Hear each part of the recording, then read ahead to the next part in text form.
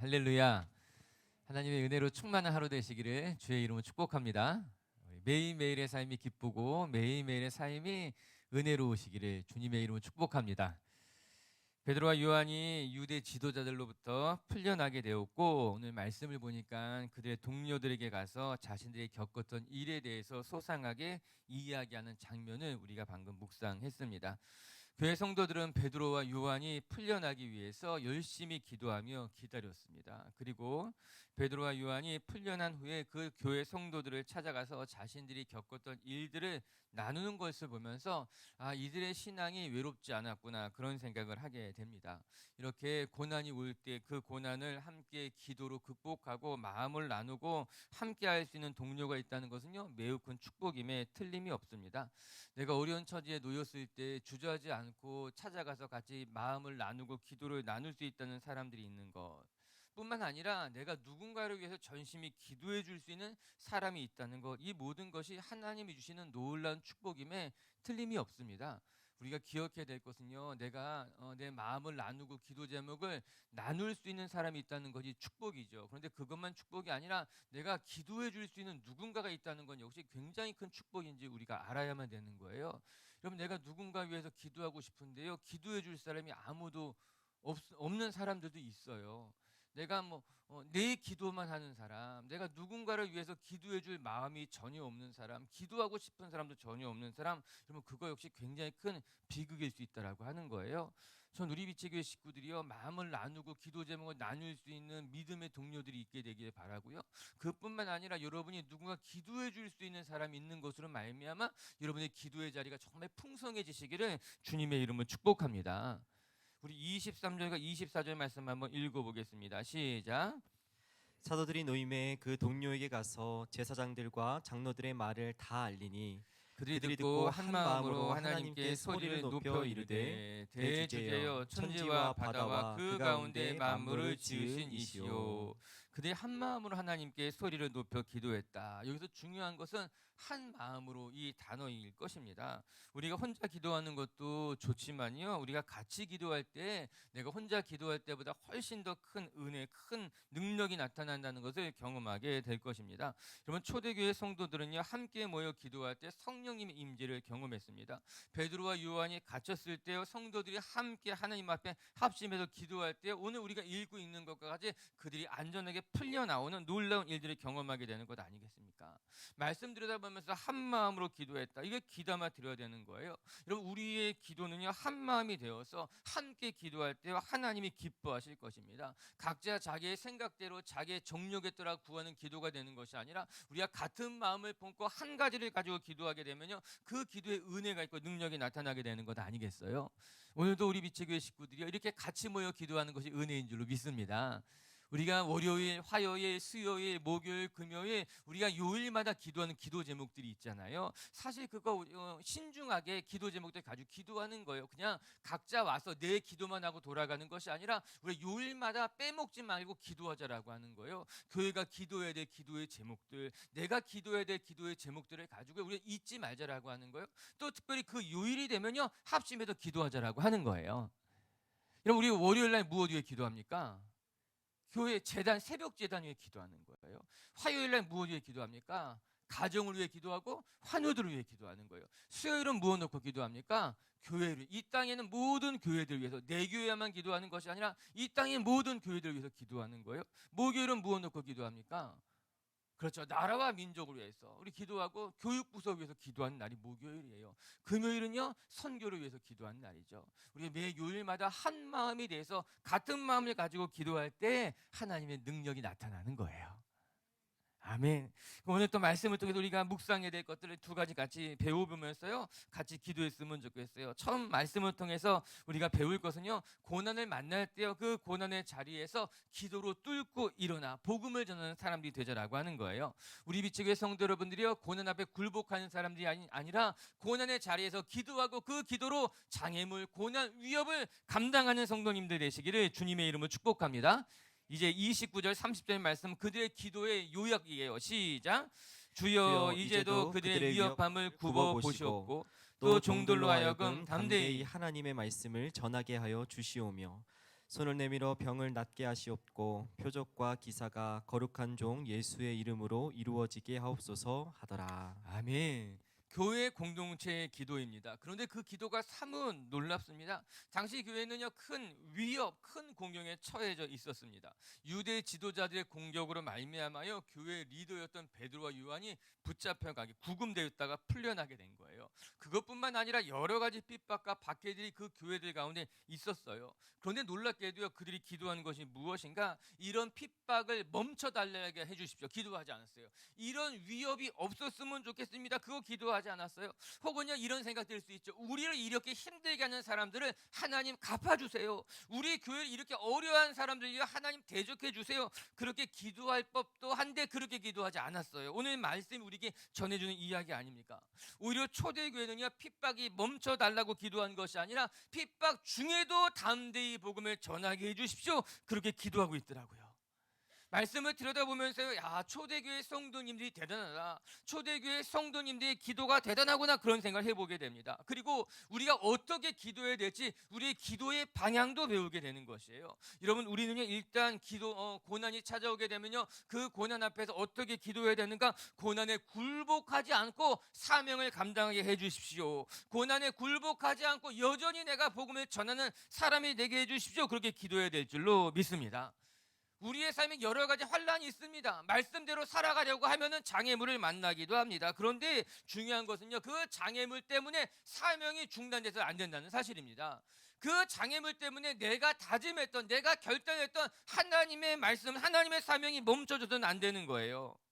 우리가 자칫 복음을 전하다가 어려운 일을 만나게 되면요, 너무나 쉽게 포기하고 너무나 쉽게 중간에 멈춰서고 합리화하려고 하는 유혹을 받을 때가 많습니다.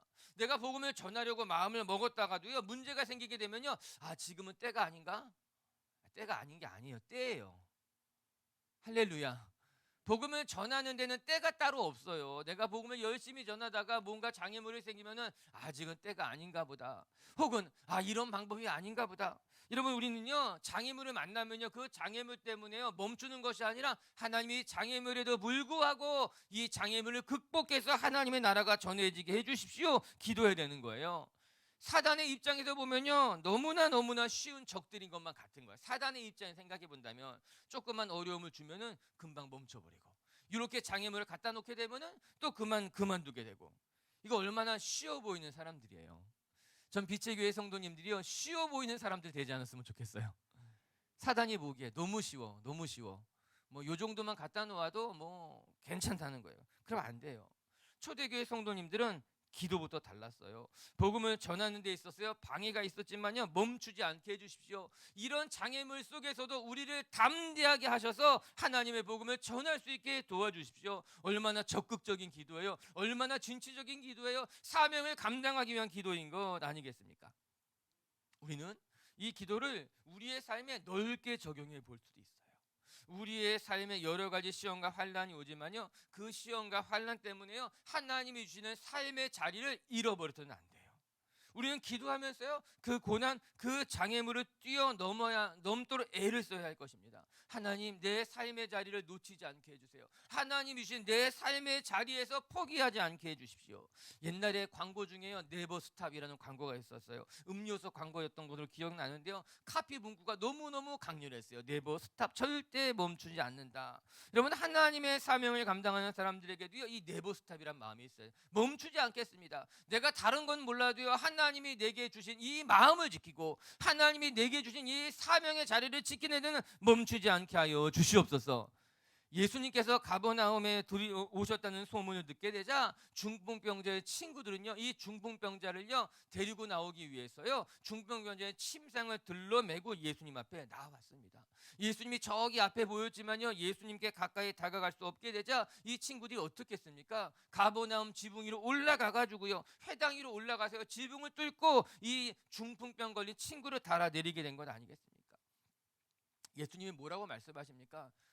내 믿음이 너를 구했다는 거예요.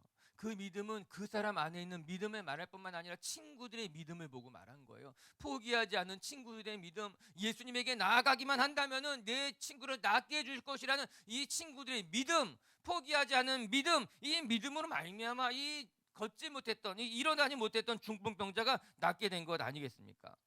전 우리 비치교회 성도 여러분들에게도요, 영적인 근성이 있었으면 좋겠습니다. 내게 맡겨진 이 일을 감당하는 데 있어서 근성이 있는 거죠. 아니, 나 할 수 있습니다. 끝까지 감당하겠습니다. 내가 포기하지 않고 하나님이 주신 마음이 내 안에 있는데, 내게 주신 확신이 있는데 계속해서 달려나가게 되는 거예요. 할렐루야. 그러면서 또 한 가지 우리가 깨닫게 되는 것은요, 사랑하는 비치교회 성도 여러분, 장애물을 극복하는 힘은 기도에서 나오는 사실이에요. 우리의 삶에 만난 여러 가지 장애물을 우리가 어떻게 기도할 수 있을까? 우리가 만난 장애물을 극복하는 힘은 어디에서부터 말미암는가? 기도에서부터 말미암는다. 오늘 이 초대교회 성도들의 기도를 바라보면서 우리는 기도의 방향을 배우게 됩니다. 이 기도의 방향이라고 하는 것은요, 고난이 찾아왔을 때 어떻게 기도해야 되는가? 고난이 찾아왔을 때 고난 중에서도 사명을 감당할 수 있도록 기도해야 되는 거예요. 기도의 방향. 두 번째는요, 기도의 힘을 또 깨닫게 되는 거예요. 하나님, 고난 앞에서도 우리가 기도하게 되면은 그 장애물을 뚫고 나갈 수 있는 힘이 나타나게 된다는 거죠. 31절 한번 읽어볼게요. 31절 말씀 시작. 빌기를 다음에 모인 곳이 진동하더니 무리가 다 성령이 충만하여 담대히 하나님의 말씀을 전하니라. 빌기를 다음에 모인 곳이 진동했다. 또 무리가 성령의 충만함을 받아서 담대하게 하나님의 말씀을 전하게 되었다. 이렇게 나오고 있더라고요. 너무나 감사한 말씀이죠. 기도한 대로 역사가 나타나게 된 것입니다. 여러분, 우리의 삶에 고난이 찾아오게 되면은 그 고난을 극복하는 힘이 기도로부터 말미암는다. 우리가 마음을 먹고 다짐을 하고 결단하고 또 여러 사람들과 상의한다고 해서 고난을 극복하는 길이 열리는가? 그럴 때도 있지만 그게 전부가 아니에요. 아니, 거기에서부터 근본적인 힘이 나오지 않습니다. 고난을 극복하는 힘은 사람에게서부터 오지 않아요. 마음을 먹고 다짐한다고 해서 용기가 막 불끈 일어나는 것이 아니라고 하는 거예요. 우리가 장애물을 만날 때, 어려운 일을 만날 때 어떻게 우리가 담대해질 수 있을까? 어떻게 우리가 고난을 뚫고 앞으로 전진할 수 있을까? 그 힘은 기도로부터 말미암습니다. 오늘 제자들이 기도하기 시작합니다.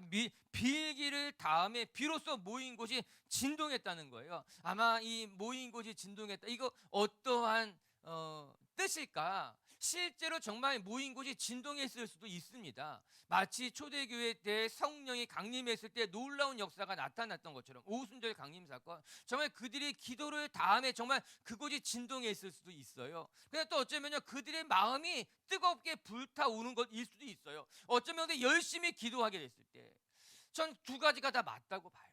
정말 문자 그대로 빌기를 다음에 그곳이 막 흔들릴 수 있어요.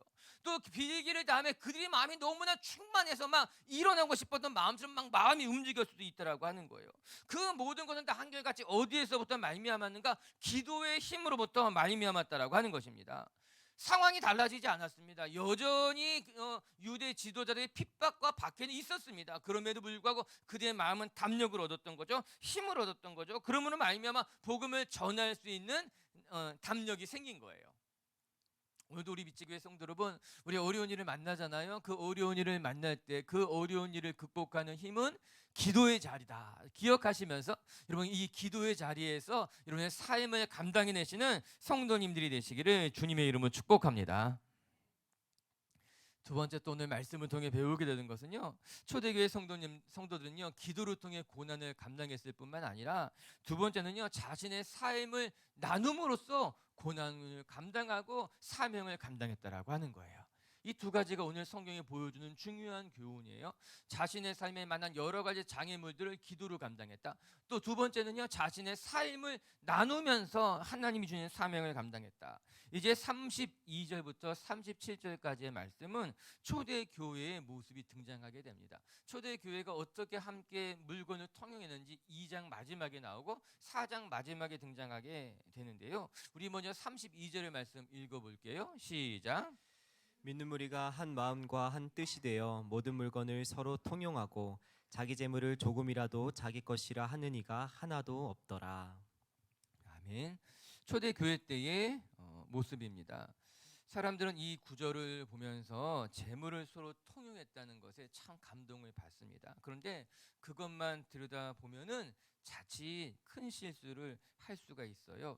초대교회는 자신들이 가진 것을 서로 나누고 베풀면서 통용했습니다. 같이 사용했다라고 하는 거예요. 너무나 귀한 말씀이죠. 그런데 그보다 앞서서 어떤 일이 있었는가? 믿는 무리가 한 마음과 한 뜻이 되어, 이런 말씀이 먼저 나타나고 있습니다. 이 사실을 간과해서는 절대로 안 됩니다. 초대교회 성도님들은요, 먼저 한 마음과 한 뜻이 되었습니다.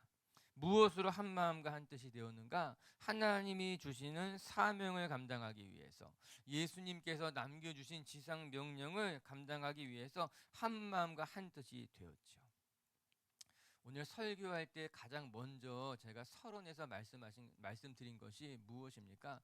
오늘 제자들이 베드로와 요한이 풀려 나왔을 때 그들이 어떻게 기도했는가?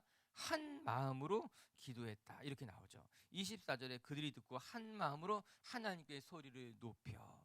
이게 초대 교회의 특징을 설명해 주는 중요한 단어 중에 하나거든요.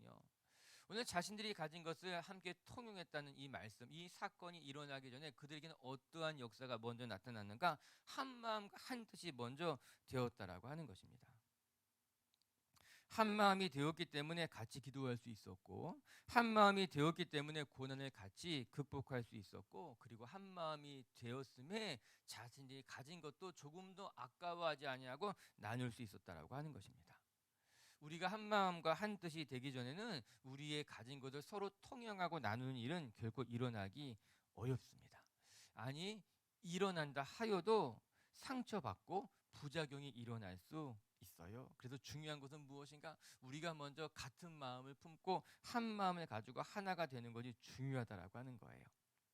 이렇게 우리가 한 마음과 한 뜻이 되어서 같이 기도하게 된다면 거기에 자연스럽게 내가 가진 삶을 나누게 되고 재물도 나누게 되고 함께 하나님의 나라를 꿈꾸게 되는 것 아니겠습니까?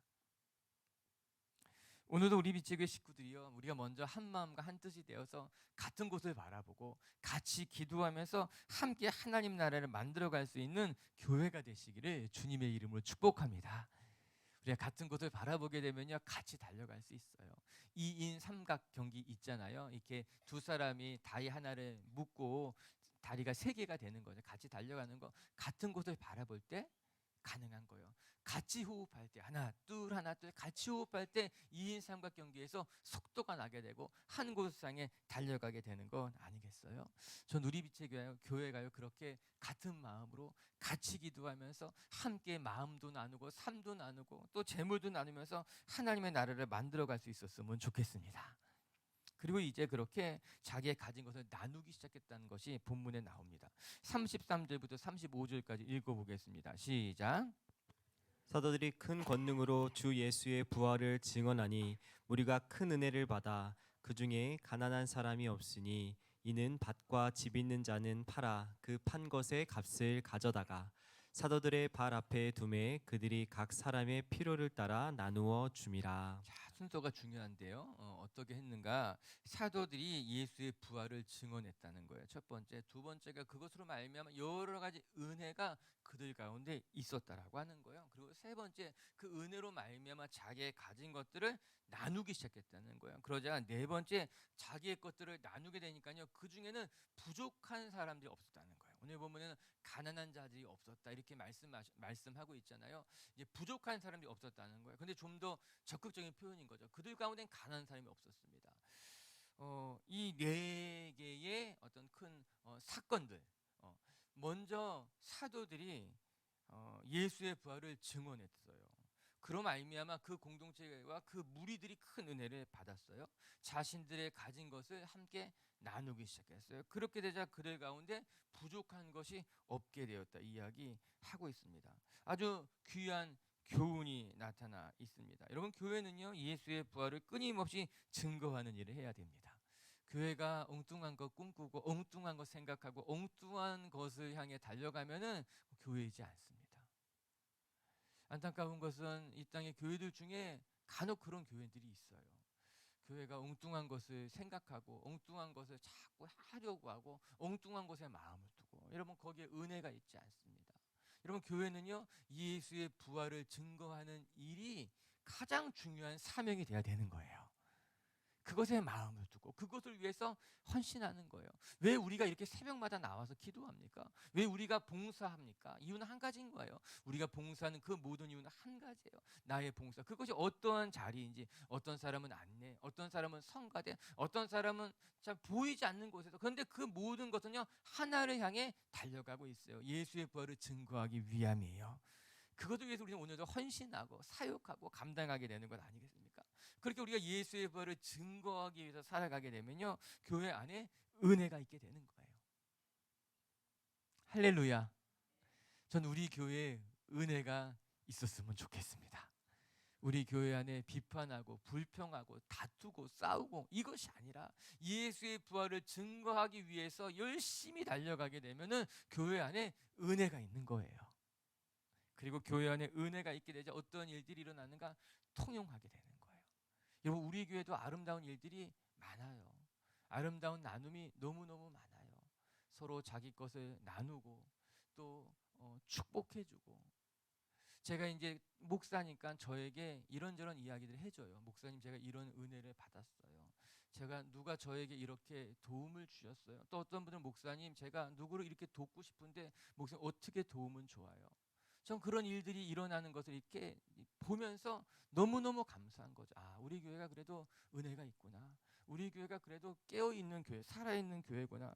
비록 우리가 큰 교회는 아니에요. 우리가 대단한 교회는 아니지만 이 교회가 살아있고 생명력이 있구나. 너무너무 감사하게 되는 건 아니겠어요. 할렐루야. 감사합니다. 감사해요. 한 분 한 분 깨어 있어서 감사하고 자기의 것을 아낌없이 헌신할 수 있어서 감사하고. 그리고 나서 누가는, 오늘 사도행전을 쓴 누가는 이 사도행전 4장을 마무리하면서 바나바라는 사람의 이야기로 4장을 마무리하고 있어요. 그게 이제 36절, 37절의 말씀인데요. 이 말씀 한번 읽어볼게요. 이 말씀이 사실은 내일 읽게 되는 아나니아와 삽비라 사건의 복선과도 같은 역할을 하게 되거든요. 한번 우리 36절, 37절 읽어보겠습니다. 시작. 구브로에서 난 레위족 사람이 있으니 이름은 요셉이라. 사도들이 일컬어 바나바라. 번역하면 위도의 아들이라 하니 그가 밭이 있음에 팔아 그 값을 가지고 사도들의 발 앞에 두니라. 바나바라고 하는 사람이 있었습니다. 그가 위로자라 하는 것을 보면요 그의 성품이 어떠한지 알 수 있습니다. 사도행전 뒤에 보게 되면은 바나바에 대해서 설명하고 있는데 착한 사람이라, 성령에 충만한 사람이라. 그래서 이 바나바는 초대교회의 어른이 됩니다. 자기의 가진 것을 모두 다 교회에 헌납하게 되고 자신의 삶을 선교하는 일에 헌신하게 되었습니다. 저는 이 말씀을 보면서 아, 초대교회가 이렇게 성장해 갈 수 있었구나 깨닫게 됩니다. 흔히 하는 말로 이 초대교회는 미천이 없는 교회였어요. 이미 유대 공동체는 아주 오래전부터 쌓여왔던 여러 가지 자산이 있었어요. 자산이라는 표현은 여러 가지를 말하는 겁니다. 그들에게는 여러 가지 많은 것들이 있었지만 이제 초대교회는 이제 막 생성된 공동체였습니다.